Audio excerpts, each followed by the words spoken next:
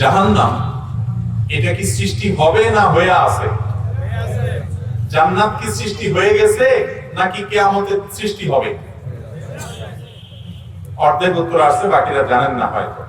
জান্নাত এবং জাহান্নাম আহলুস সুন্নাহ ওয়াল জামাআতের আকীদা হলো, কোরআন এবং হাদিসের আলোকে বোঝা যায় এগুলো সৃষ্টি হয়ে গেছে আগে থেকে, কিন্তু এগুলোর উদ্বোধন হবে, এগুলোর ব্যবহার হবে কিয়ামতের দিন বিচার ব্যবস্থা সম্পন্ন হওয়ার পর। দুনিয়ার সব বিচার যখন খতম হয়ে যাবে, আহকামুল হাকিমিনের বিচার শুরু হবে। সেই বিচারের পর এই জান্নাত জাহান্নামের ব্যবহার হবে, কিন্তু সৃষ্টি এগুলাকে আগে থেকে আল্লাহ তাআলা করে রেখেছেন কোরআনের বিভিন্ন আয়াত তার প্রমাণ। তো এই জাহান্নাম আল্লাহর কাছে একবার একটা অনুযোগ করেছে, আল্লাহর কাছে একটা আবদার করেছে। জাহান্নাম বলেছে, ইশতাকাতিন নারু ইলা রাব্বিহা ক্বালাত রাব্বি আকালা বাদি বাদা। জাহান্নাম বলেছে, আল্লাহ আমার এক অংশ অন্য অংশকে গ্রাস করে ফেলে। কিভাবে গ্রাস করে? জাহান্নামের দুইটা বিভাগ আছে। আল্লাহ তাআলা আমাদের সকলকে জাহান্নামের আযাব থেকে হেফাজত করুন, আমিন। যত সহজে জাহান্নাম বলে ফেলছি, জাহান্নামের কথা শুনছি, যদি দেখার সুযোগ কারোর হতো তো তাকে জীবনে কেউ ডেকে খাওয়াতে পর্যন্ত পারত না। দুনিয়ার কোনো কিছুতে আর তার কেউ মন বসানোর ক্ষমতা কারোর থাকতো না।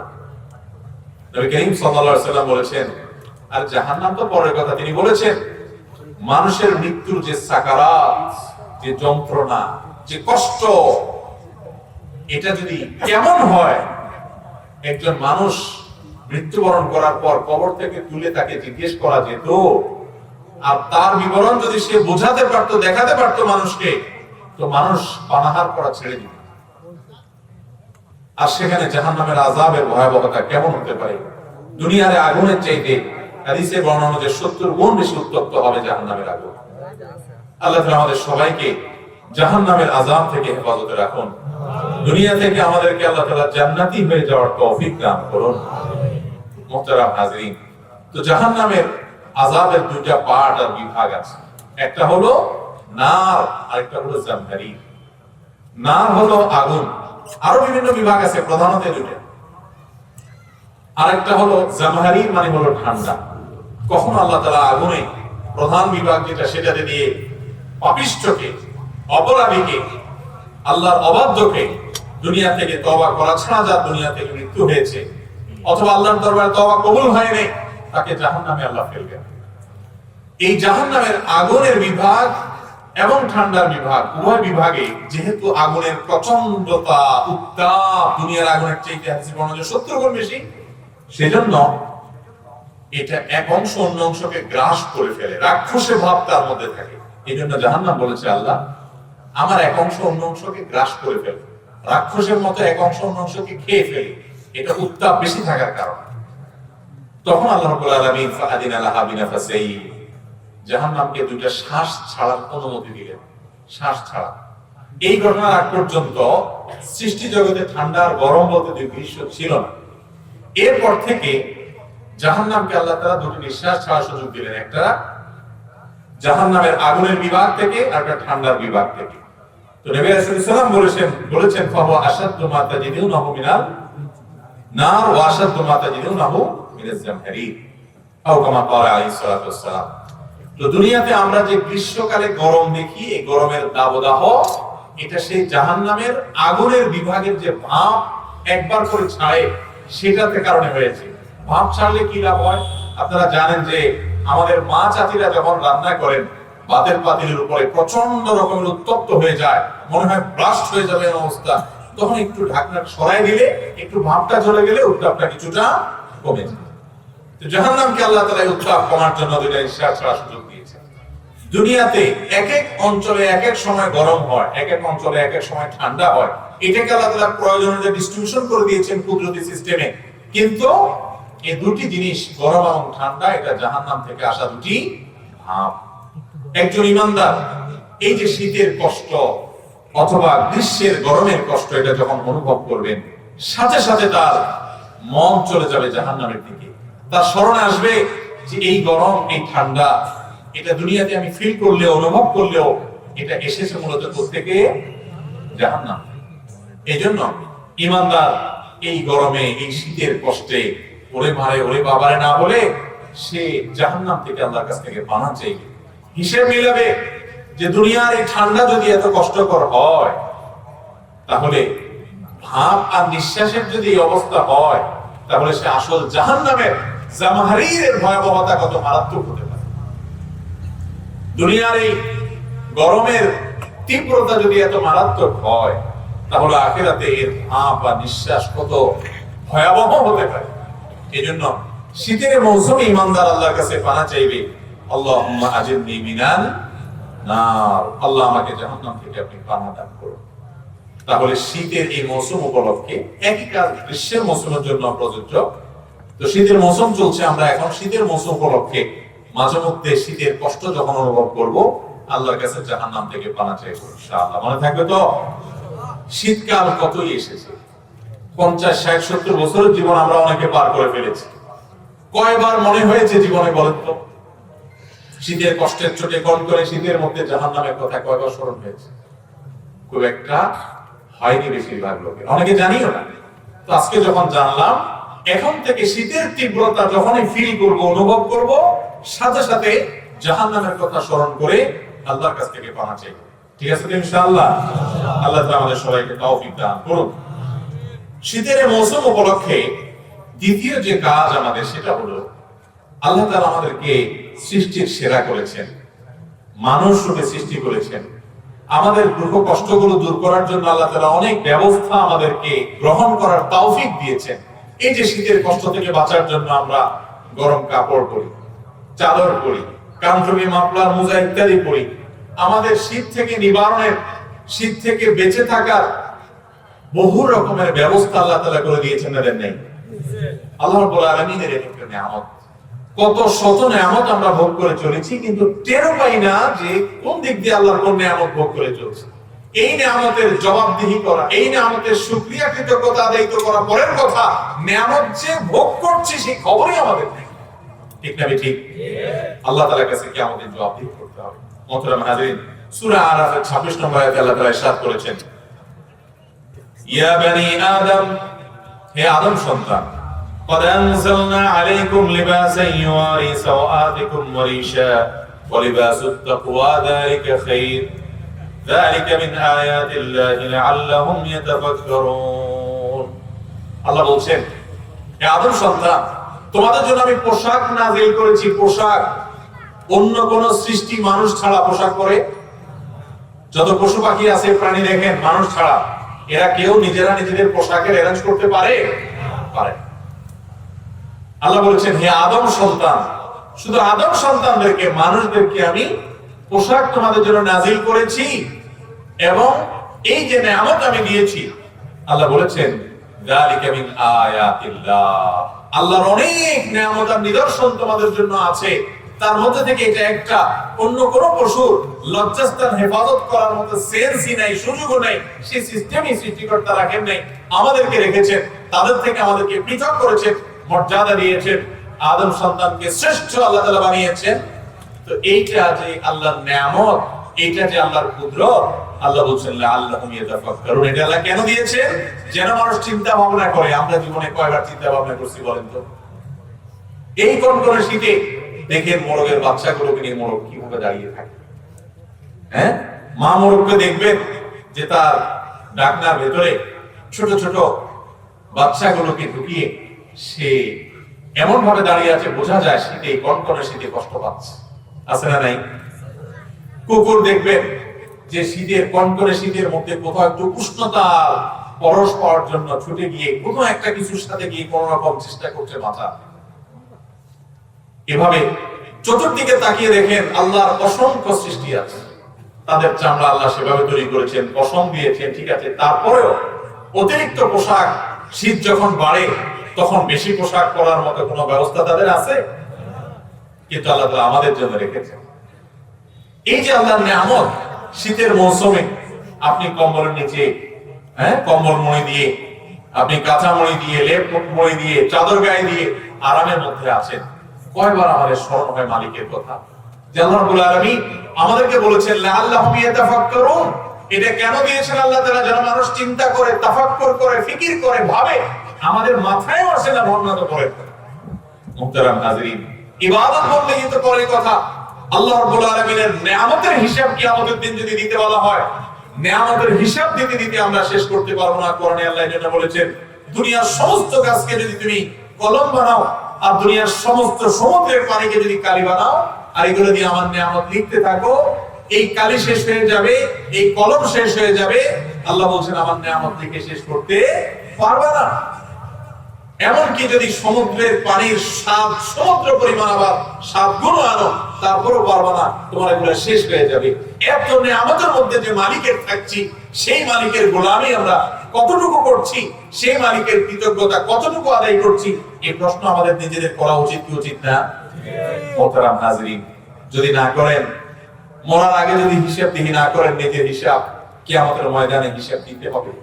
সেদিন আর আফসোস করে ব্যাগ গিয়ারে পেছনে যাওয়ার কোনো সুযোগ থাকবে না। হে আরশে আজিমের মালিক, আপনি আমাদেরকে আপনার নিয়ামতের শুকরগুজার মানুষ হিসেবে দুনিয়া থেকে যাওয়ার তৌফিক দান করুন। মুহতারাম নাজরীন, শীতের এই মৌসুমে যখনই শীতের নিবারণের ব্যবস্থা হবে, একটু গরমের মধ্যে আছেন, তখন একটু চিন্তা করবেন। কোন পশুকে যখন দেখবেন একটু ভাববেন। ভাবনা একটা ইবাদত। এই ইবাদত আমরা ভুলে গেছি। আমরা জানি সালাত সিয়ামই শুধু ইবাদত। তাফাক্কুর, তাদাব্বুর, চিন্তা ভাবনা করা, ভাবা, গবেষণা করা, কল্পনা জল্পনা করা, আল্লাহর নিয়ামত নিয়ে চিন্তা করা, এটাও একটা ইবাদত। এটা করলে কৃতজ্ঞতা আসে, আল্লাহর প্রতি শুকরিয়া আসে, এটা ইবাদত। তো শীতের মৌসুম উপলক্ষে দ্বিতীয় আমল হলো আল্লাহর বিভিন্ন সৃষ্টি এবং প্রাণীকে দেখে তার সঙ্গে নিজের পার্থক্য, আল্লাহর দেয়া এই নিয়ামতের শুকর আদায় করবেন। করবেন তো ইনশাআল্লাহ? যদি এই নিয়ামতের শুকর আদায় করেন ভাই, কিয়ামতের ময়দানে কিন্তু সমস্ত মানুষকে আল্লাহ উলঙ্গ করে তুলবেন। কি করে তুলবেন ভাই? সবাই উলঙ্গ থাকবে, কারোর পরনে কোনো পোশাক থাকবে না। আমাদের আয়েশা রাদিয়াল্লাহু আনহা বলেছেন, ইয়া রাসূলুল্লাহ, পুরুষদের কথা তো বুঝলাম, কিন্তু আমরা নারীরা কিয়ামতের ময়দানে তো নারী পুরুষ আলাদা থাকবে না। এই ভয়াবহ ময়দানের মধ্যে মহিলারাও যখন বিবস্ত্র থাকবে, তখন তাদের অবস্থা কি হবে পুরুষদের মাঝে?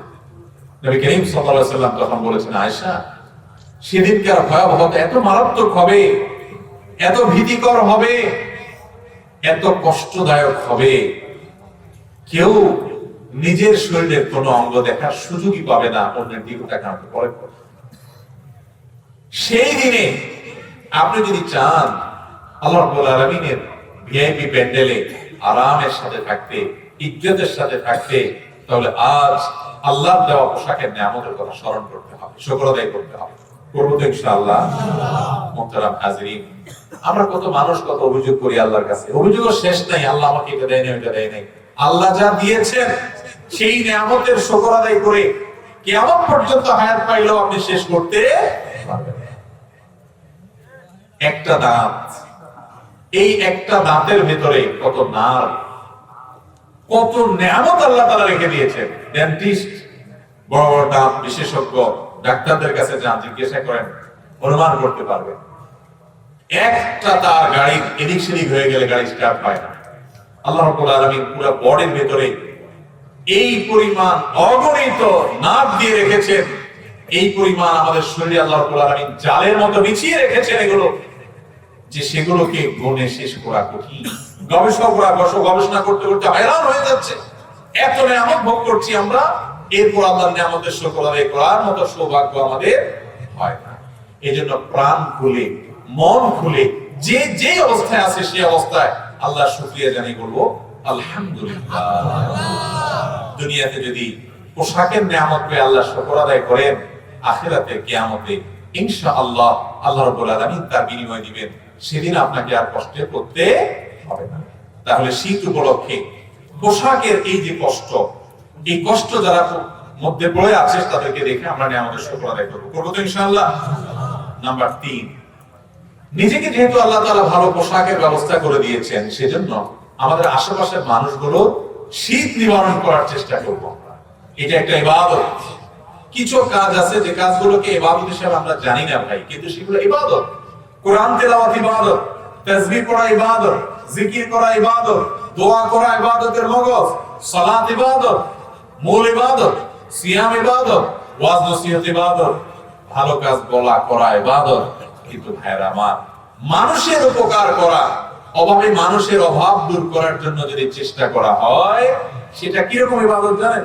নবী করিম সাল্লাল্লাহু আলাইহি ওয়াসাল্লাম বলেছেন, আহাব্বুন নাসি ইলাল্লাহি আনফাউহুম লিন-নাস। মানুষের মধ্যে আল্লাহর কাছে সবচেয়ে প্রিয় মানুষে যে মানুষের উপকারে বেশি আসে। মানুষের উপকারে বেশি আসে। আপনার কয়েকটা শীতের কাপড় আছে, আপনি সেখান থেকে আপনার প্রতিবেশী, আপনার গ্রামের, আপনার আশেপাশের কোন অভাবী মানুষকে খুঁজে বের করে তাকে আপনার একটা শীতের কাপড় দিয়ে দেন। অথবা বাজারে গিয়ে একটা শীতের কাপড় কিনে একটা গরিব পরিবারের বাচ্চাকে শীতের কাপড় কিনে দেন, একটা নতুন প্যান্ট কিনে দেন, একটা মোজা কিনে দেন বাচ্চাটাকে। তাদের পরিবারে কার কার কাপড় নাই খোঁজ খবর নেন। এমনটা করা যাবে তো ইনশাআল্লাহ? এই পর্যন্ত এমনটা করছি, এরকম মানুষ কয়জন আছে যদি জিজ্ঞাসা করি এই মজলিসে যে আপনার এলাকাতে আপনি কি করছেন, আমার তো মনে হয় যে দুই চারটা হাত উঠাও করি হবে, ঠিক কিনা বলেন? এই আমলগুলো আমাদের কাছে আমল না, অথচ আমাদের নবী করিম সাল্লাল্লাহু আলাইহি ওয়াসাল্লাম আমাদেরকে মানুষের পাশে দাঁড়ানো শিক্ষা দিয়েছে। ইসলাম মানুষের পাশে দাঁড়ানো শিক্ষা দিয়েছে। মুসলমান তো মুসলমান, নবী সাল্লাল্লাহু আলাইহি ওয়াসাল্লাম একজন অমুসলিম অসুস্থ হয়ে গেছে, তাকে দেখতে গেছে নবী সাল্লাল্লাহু আলাইহি ওয়াসাল্লাম তার বাসায়। আমাদের আশেপাশে আমাদের হিন্দু ভাই বোনরা আছে না, তারা অসুস্থ হলে আমরা কয়জনে দেখতে যাই বলেন? আমার নবী করিম সাল্লাল্লাহু আলাইহি ওয়াসাল্লাম দেখতে গেছেন, কিন্তু সেই শিক্ষা আমাদের মধ্যে আমরা ধারণ করতে পারি নাই। শুধু টুপি আর জামায় মুসলমান হইলে হবে না, কাজে কর্মে আচার আচরণে মুসলমান হইতে হবে। চেষ্টা করবো তো ইনশাআল্লাহ। তাহলে শীতের তৃতীয় আমল হলো শীতের কষ্টে যে সমস্ত মানুষগুলো আছে তাদের পাশে দাঁড়াবেন। আমাদের এলাকাতে কোনো মানুষ শীতের কষ্ট করবে না, আমরা সবাই যদি সচেতন হয়ে যাই, এলাকাতে একটা মানুষের শীতের কষ্ট হবে না। আমার যা আছে সেখান থেকে যদি আমি কিছু শেয়ার করি, তৌফিক থাকলে বাজার থেকে একটু কিছু দিয়ে কিনে নেই, কোন ফ্যামিলিটা টান আছে তাদের জন্য দেই, এই কাজটা করা যাবে না ইনশাআল্লাহ? এলাকার ইমাম সাহেব যদি উদ্যোগ নেন, সবচেয়ে সফলভাবে এই কাজটা করা যায় যে আমাদের এলাকায় আমরা তালিকা করব, এতগুলো ফ্যামিলি কষ্টের মধ্যে আছে, মসজিদে ঘোষণা দেব, আপনাদের ভালো ভালো পোশাক যেগুলো আছে ধুয়ে পরিষ্কার করে ইস্ত্রি করে মসজিদে এনে রেখে যান। সেই ফ্যামিলিগুলোকে বলা হবে তোমাদের যার যেটা প্রয়োজন হয় নিয়ে যাও। এই কাজটা করা খুব বেশি কঠিন ভাই। আমাদের অনেকের বাসায় অপ্রয়োজনীয় পোশাক পরে আছে না অনেক, শুধু একটু উদ্যোগের প্রয়োজন।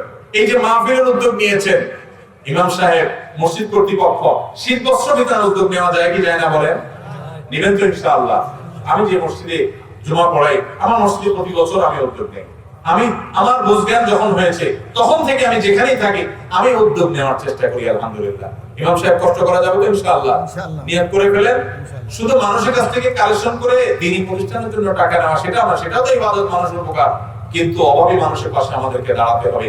এমনকি আমাদের অমুসলিম ভাই বোন যারা আমাদের সমাজে বসবাস করছে তাদেরও শীতের বস্ত্র কিনে দিতে হবে। আল্লাহ তাআলা খুশি হবেন কি হবেন না বলেন? আল্লাহ তাআলা আমাদেরকে তৌফিক দান করুন। তাহলে শীতের এই তৃতীয় আমলটা আমরা খেয়াল করব ইনশাআল্লাহ বিইذنিল্লাহ, যে শীত উপলক্ষে আমরা শীত বস্ত্র বিতরণ করব। 4 নম্বর আমল হলো শীতের মৌসুম উপলক্ষে নফল রোজা রাখতে হয় এবং তাহাজ্জুদ করতে হয়। এই আমল তো আমরা অনেকেই জীবনে আজকে হয়তো প্রথম শুনছি। শীতের মৌসুম উপলক্ষে নফল রোজা, আপনারা আইয়ামে বীজের রোজা শীত শুনছেন, চন্দ্র মাসের 13, 14, 15 3 দিন মাসে, যে মাসের যে কোনো 3 দিন সিয়াম পালন করা হাদিসে ফজিলত আসছে। আর সোম, বৃহস্পতিবার সাপ্তাহিক 2 দিন সিয়াম পালনের কথা হাদিসে বর্ণিত হয়েছে।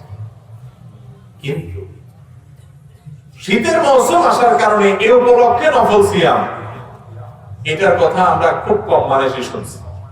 এখন যদি জিজ্ঞাসা করি যে কয়জন রাখছেন, তাহলে হাতে গোনা কিছু হাত হয়তো উঠতে পারে। সোম, বৃহস্পতিবার রাখার কথা বলিনি আমি, শীতের মৌসুম উপলক্ষে রাখছেন। যারা রাখছেন একটা হাত তোলা তো দেখি। এই মৌসুমে রাখতে পারছেন? আলহামদুলিল্লাহ, আমি রাখছি। যারা রাখছেন হাত তোলা তো দেখি। এই শীতের মৌসুমে, শীতের মৌসুম উপলক্ষে নফল রোজা রাখছেন, নফল সিয়াম রাখছেন, হাত তোলেন। একটি হাতও উঠে নেই। তাহলে এই ওয়াজটা কি দরকারি না বেদরকারি ওয়াজ? যে আমলটা জানেনই না, আমরা জানি না, শুনি নাই কখনো, আজকে শুনলাম। এখন থেকে আমল নিয়ত করি ইনশাআল্লাহ। পুরা শীতের মৌসুমে একটা দিন অন্তত নফল সিয়াম রাখলো, হাদিসের উপর আমল হয়ে গেল। চেষ্টা করা যাবে ইনশাআল্লাহ।